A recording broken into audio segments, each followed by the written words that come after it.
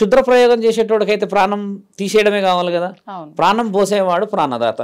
కాబట్టి ఇది చేయగలిగిన వాళ్ళందరూ నిజముగా నిజమైన పరిస్థితులలో సాధు సత్పురుషులు, అఘోరాలు, నాగ సాధువులకే సాధ్యమవుతుందే. కానీ ఎవరు పడితే వాళ్ళు ఆత్మలను పంపుతాము, క్షుద్ర ప్రయోగాలను చేస్తామంటే వాళ్ళ ఈవిపులు మామూలుగా పగులుతలేవు క్షుద్ర ప్రయోగాలు చేసేటోళ్ళకి. ఎందుకంటే అమ్మా వాళ్ళ ఇంట్లల్లో అసలు స్థుతి ఉండదమ్మా. ఇంకోటి ఏంటంటే ఎవరైతే కొంతమంది ఉంటారు అంటే అమ్మవారు నిజంగా రాకున్నా కూడా వచ్చింది అని చెప్పిన కొందరు, ఇట్లా మేమే దేవతలం అని చెప్పే వాళ్ళు కొందరు, వీళ్ళందరూ ఉంటారు కదా. వీళ్ళ ఇంట్లో చూడండి హఠాత్ మరణాలు, మరణగండాలు, ఎప్పటికీ కూడా ఉత్తీర్ణత డబ్బులు కనబడతాయి కానీ బరకతరకత ఉండదు. ఏదో రోగం వచ్చినట్టు ఏదో భయాందోళన ఉంటారు కదా. దీనికి కారణాలు ఇంత బలంగా ఉంటాయి. అదే దైవం చూడండి, శ్మశాన వాటికల్లో కూడా ప్రశాంతత.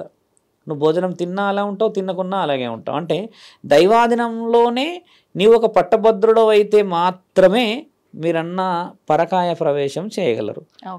మీరు అవన్నీ పరకాయ ప్రవేశంలో కొంచెం డీప్గా వెళ్తే అమ్మా సెన్సిటివ్ టాక్ ఎవరు చేయొచ్చానంటే దేహం మీద ధ్యాస లేని వాళ్ళు మాత్రమే చేయగలరు. అది ఒకవేళ పరకాయ ప్రవేశం చేశారనుకోండి ఒక గురువు గారు, తిరిగి వచ్చే సమయానికి ఈ దేహం లేకపోతే అప్పుడు ఏంటి పరిస్థితి? మీరు మంచి ప్రశ్నలకు వచ్చారు కాబట్టి చెప్తాము.